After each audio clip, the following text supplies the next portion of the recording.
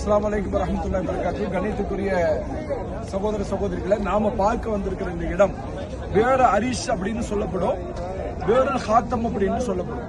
கண்மணி நாயகம் ஸல்லல்லாஹு அலைஹி வஸல்லம் இந்த மஸ்ஜித் குபாவுக்கு வரும் பொழுதெல்லாம் பெருமானா ஸல்லல்லாஹு அலைஹி வஸல்லம் கிணறுக்கு பக்கத்தில் உட்கார்வாங்க, கிணத்துல இருந்து தண்ணி எடுத்து கொடுப்பாங்க. ஒரு நாள் பெருமானா ஸல்லல்லாஹு அலைஹி வஸல்லம் அவர்கள் உட்கார்ந்து இருக்கிறாங்க. அதுக்கு வலது பக்கமாக அபூபக்கர் சித்திக் ரலியல்லாஹு அன்ஹு, இடதுபுறமாக உமர் ரலியல்லாஹு அன்ஹு, பின்னால் உஸ்மான் ரலியல்லாஹு அன்ஹு நிற்கிறாங்க. அந்த நேரத்தில் பெருமானா ஸல்லல்லாஹு அலைஹி வஸல்லம் சொன்னாங்க, இவர்கள் எல்லாம் சொர்க்கத்தை கொண்டு நன்மாராயணம் சொல்லப்பட்டவர்கள். இவர்களுக்கெல்லாம் என்ன கிடைக்கும்?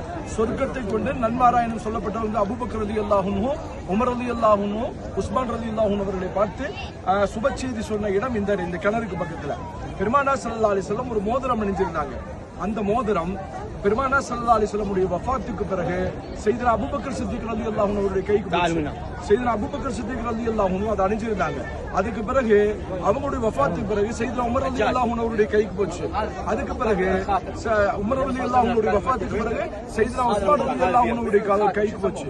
உஸ்மான் ரலியல்லாஹு அன்ஹு இதே நேரத்தில் இந்த மாதிரி உட்கார்ந்து இருக்கும்போது இந்த கிணத்துல என்னாச்சு? அந்த மோதிரம் தவற விட்டது.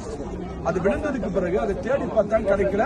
அந்த ஒரு வரலாற்று சிறப்பு வாய்ந்த ஒரு இடம் தான் பேர் அரிஸ் அப்படிங்கிற பேர் ஹாத்தம் என்று அந்த கிணறுக்கு சொல்லப்படும். அஸ்ஸலாமு அலைக்கும்.